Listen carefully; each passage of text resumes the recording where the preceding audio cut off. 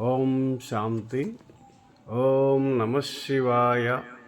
ఓం శ్రీ గం గణపతియే నమ. ఓం శాంతి. శ్రీ గణపతి నవరాత్రుల సందర్భంగా ఓం శాంతి ఛానల్ వీక్షిస్తున్న ప్రేక్షకులకు మరియు గణేష్ భక్త సమూహానికి అందరికీ ఈ సందర్భంగా శుభాకాంక్షలు, శుభాభినందనలు. ఆ గణపతి, ఆ పరమశివుని యొక్క అనుగ్రహంలో సమస్త మానవాళికి సుఖము, శాంతి, ఆనందము కలిగే ఈ నవరాత్ర ఉత్సవాలు అత్యంత వైభవంగా ఎన్నో వర్షాలు వస్తున్నా లెక్క చేయకుండా ఎంతో భక్తి ప్రపత్తులతో చేస్తున్న భక్తులందరికీ ఇది ఎంతో ఆనందకరమైన, ఆహ్లాదకరమైన విషయం. కాకపోతే ఒక మహత్తర విషయం ఏంటంటే, ఏదైనా పండుగ అంటేనే పవిత్రత, పండుగ అంటేనే శ్రేష్టమైన ఆనందం. పండుగలు దండుగలు కారాదు అంటే ప్రతి ఒక్క పండుగ అర్థాన్ని యథార్థంగా తెలుసుకొని అర్థం చేసుకొని ఆచరించగలగాలి. లేనిచో మనము ఎన్ని వ్రతాలు, పూజలు, పండుగలు చేసినా ఫలితం దక్కని పండుగలు మనం చేయడం వృధా అవుతుంది అని ఆ పరమశివుడు ఈ కథలోని వినాయక జననంలోని ఒక మహా అర్థం ఉంది. వినాయక జననం స్థూలంగా ఒక విధంగా కనిపించిన సూక్ష్మమైన రహస్యాన్ని తెలుసుకునే ప్రయత్నం మనం అందరం చేయాలి. మొట్టమొదటి వినాయకుని జననం. మరి సాధారణంగా ఈ కథ మనకు తెలుసు. పార్వతీదేవి మట్టితో తయారైన ఆ కుమారుణ్ణి ప్రాణప్రతిష్ఠ చేసి ద్వారపాలకునిగా ఉంచి తను వెళ్ళడం జరుగుతుంది.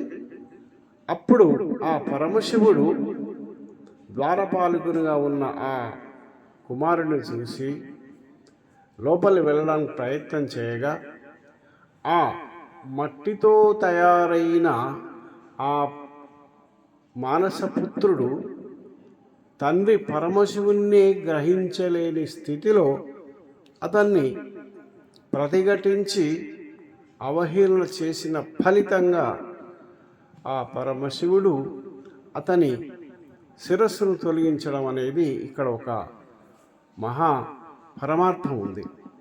అంటే ఇక్కడ తండ్రిని గుర్తించలేని స్థితిలో ఎవరున్నా కానీ మరి ఆ తండ్రికి సహజంగా కోపం రావడం సహజమే. అయితే ఇక్కడ నేను అనే శరీర భావన, శరీరం అనే అహంకారంతో ఉన్న ఆ శిరస్సును తొలగించాడు శివుడు. కానీ స్థూలంగా ఏ ప్రాణహాని లేదని ఇక్కడ మనం అర్థం చేసుకోవాలి.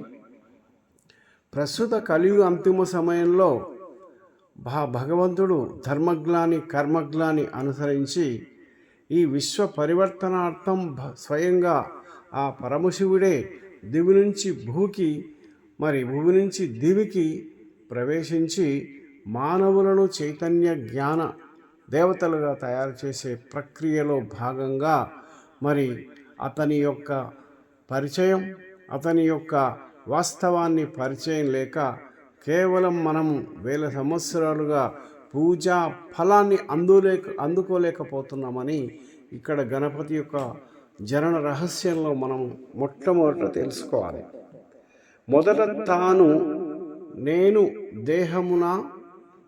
దేహానికి అధిపతిన అనే రెండు విషయాల అర్థంలో మరి నేను మట్టి బొమ్మతో తయారు చేసిన పార్వతి మరి ప్రాణప్రతిష్ఠ చేయగా మరి ఆత్మ అభిమానము లేని ఆ కుమారుడు తండ్రిని గ్రహించలేదు. ఈ ఒక్క విషయం మనం గ్రహిస్తే దేహం అహం ఆత్మస్వరూప మత్ పిత పరమాత్మ అనే యొక్క మొట్టమొదటి యొక్క అర్థంలో సోహం హం ఆత్మ మత్ శరీర, శరీరము నాది, నేను ఆత్మను అనే ఒక మొట్టమొదటి ఆర్యోక్తి ఉంది. అయితే తను శరీరం అనే భావంలో కలియుగంలో మనము కూడా నేను అనే అహంకారంలో మగ్గిపోయి నేను చేసేను అనే యొక్క అహంకారంతో అన్ని కర్మలు చేయడం వల్ల అవి వికర్మలుగా కర్మ ఫలాలుగా మనం అనుభవించి ఆ భగవంతున్నే ఆ దేవదేవుణ్ణి మనం గుర్తించలేకపోతున్నాం. ఆ యొక్క గుర్తే మనము పరమాత్ముడు మన తల తీయడం కాదు, మన బుద్ధిని పరివర్తన చేసుకోవాలని తెలియజేస్తున్నాడు. బుద్ధిలో ఆత్మశక్తిని నింపుకో అంటున్నాడు. శరీరానికి అధిపతివి, అందుకొరకే గణపతి, గణములకు అధిపతి.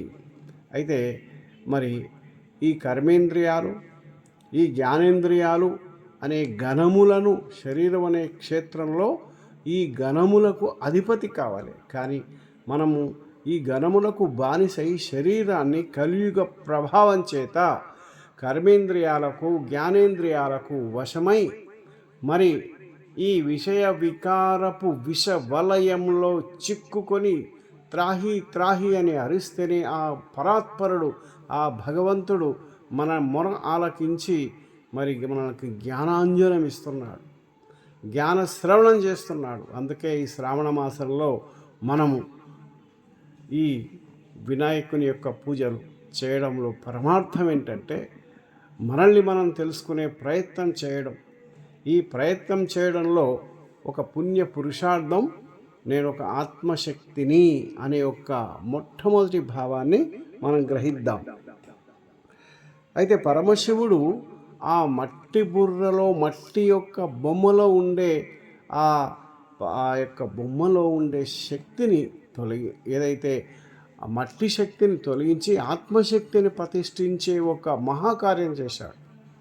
అందుకే మరి ఆ యొక్క తలను తొలగించినందుకు ఆ పార్వతీ దేవి వెంబడే తన కుమారుని ప్రాణప్రతిష్ఠ చేయమని కోరగా వెంబడే ఉత్తర దిక్కున అంటే ఊర్ధ్వ అంటే పరంధామంలో దృష్టి ఉండే ఒక శ్రేష్ఠ దృష్టి గల ఆ జంతువు అయిన మరి ఆ గణపతి అంటే గణములకు అధిపతి అంటే గజవదనును ఒక ఆ యొక్క గజ ఏనుగు తలను తీసుకురావడం, అతికించడం జరిగింది.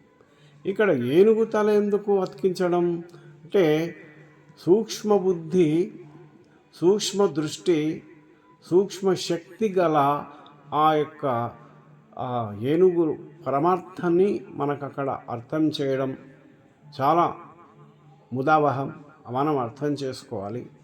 ఆ పరమశివుడు ఆ యొక్క తన మానసపుత్రుడైన పార్వతికి తన సంతానాన్ని యొక్క శ్రేష్టం అర్థమైందంటే ఈశ్వరుని జ్ఞానం గల గణేశులైన మనం అర్థం చేసుకోవాల్సింది శరీరానికి అధిపతులైన ఒక ఆత్మశక్తి నేను ఈ శరీరమునకు అధిపతిని అనే భావన.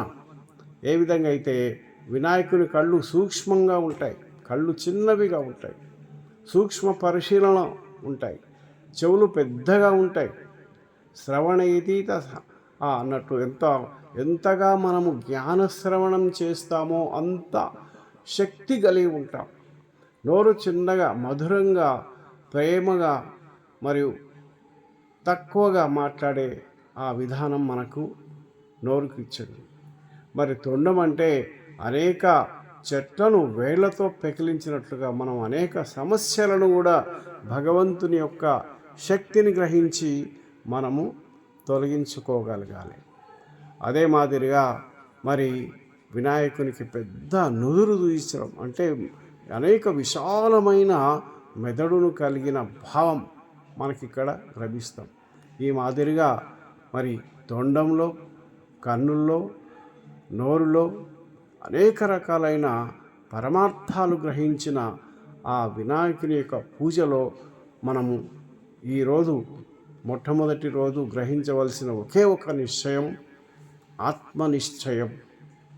శరీరమునకు అధిపతినైన ఆత్మను నేను అనే భావననే మన శరీరంలో ఉండే ఆత్మకు ప్రాధాన్యత, మట్టిలోన పుట్టి మట్టిలోన పెరిగి మట్టిని ఆశించువాడు వెర్రివాడు, మట్టిలోని ఆ మాణిక్యమును కనుగొనవాడే నిజమే ఆ నీతిపరుడు, నిజమే సుమతి అని అన్నట్లుగా మనము ఈ శరీరం అనే మట్టిలో ఆత్మనే మాణిక్యాన్ని వెలికి తీసి ఆత్మశక్తులను ప్రతిబింబజేయడమే మానవ జీవిత లక్ష్యం.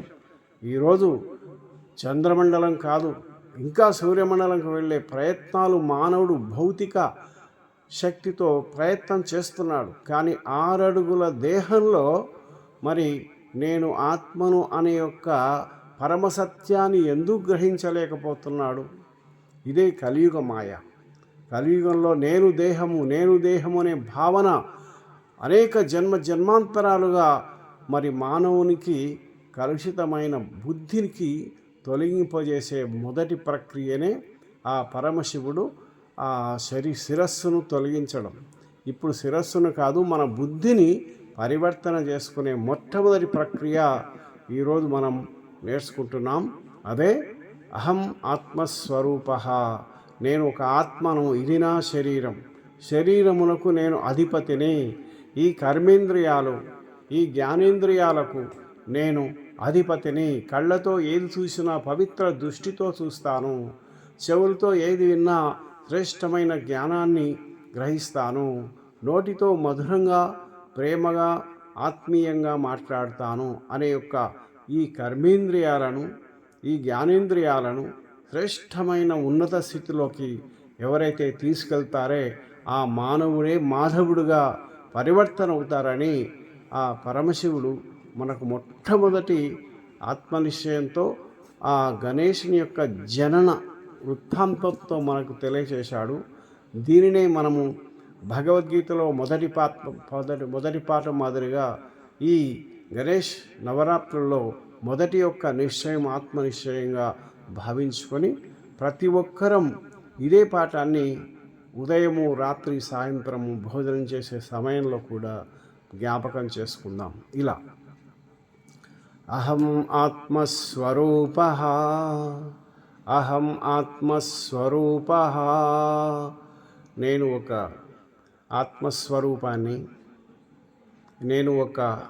ఆత్మస్వరూపాన్ని, శరీరంలో భృకుటి మధ్య మెరిసే నక్షత్రాన్ని,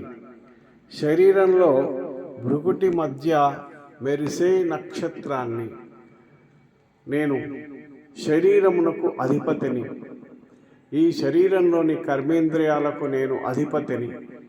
నేను ఒక శాంతి స్వరూపాన్ని, ఆత్మిక స్వరూపాన్ని. నేను శాంతి స్వరూపాన్ని, భృకుటి మధ్య మెరిసే నక్షత్రాన్ని. ఈ మాదిరిగా ఆ ఆత్మనిశ్చయం కలిగిన మనం రేపటి ముఖ్యమైన పాఠంలో పరమాత్మ నిశ్చయం గురించి తెలుసుకుందాం. అంతవరకు సెలవు. ఓం శాంతి శాంతి శాంతి. ఓం శాంతి శాంతి శాంతి.